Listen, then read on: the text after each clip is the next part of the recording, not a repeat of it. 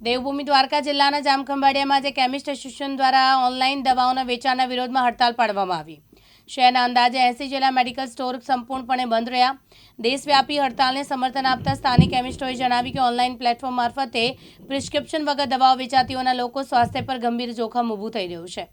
કેમિસ્ટોના જણાવ્યા અનુસાર ઓનલાઈન માધ્યમથી ડુપ્લિકેટ અને ગુણવત્તાહીન દવાઓ લોકો સુધી પહોંચવાની શક્યતા વધી રહી છે। સાથે જ નાના વેપારીઓ ધંધા પર પણ ભારે અસર પડી રહી છે।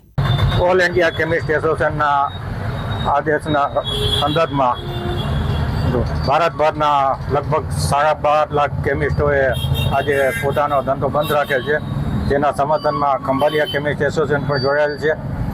ખાસ કરીને ડિજિટલ પ્લેટફોર્મના વિરોધમાં નથી, પરંતુ જ્યારે ડિજિટલના દ્વારા બેફામ દુરુપયોગ થાય છે નશાકારક દવાનો અને પ્રિસ્ક્રિપ્શન વગર દવા મળી જાય છે, એના વિરોધમાં તેમજ ઓનલાઈન ફાર્મસીના વિરોધમાં અમે આ બંધ પાડેલ છે અને ઇમરજન્સી માટે અમે વ્યવસ્થા રાખેલ છે।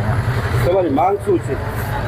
બસ ઓનલાઈન ફાર્મસી ઉપર પ્રતિબંધ, કોર્પોરેટ સેક્ટરને અપાતા ભારેખમ ડિસ્કાઉન્ટ, જ્યારે મેડિકલ સ્ટોરને લિમિટેડ ડિસ્કાઉન્ટ મળે છે, ત્યારે કોર્પોરેટ કંપનીઓને પુષ્કળ ડિસ્કાઉન્ટ મળે છે અને ત્યારે આ રિટેલ મેડિકલ સ્ટોરનું ટકવું મુશ્કેલ થઈ ગયું છે। જયસુખ મોદી, દિવ્યાંગ ન્યૂઝ, જામખંભાળિયા, દેવભૂમિ દ્વારકા।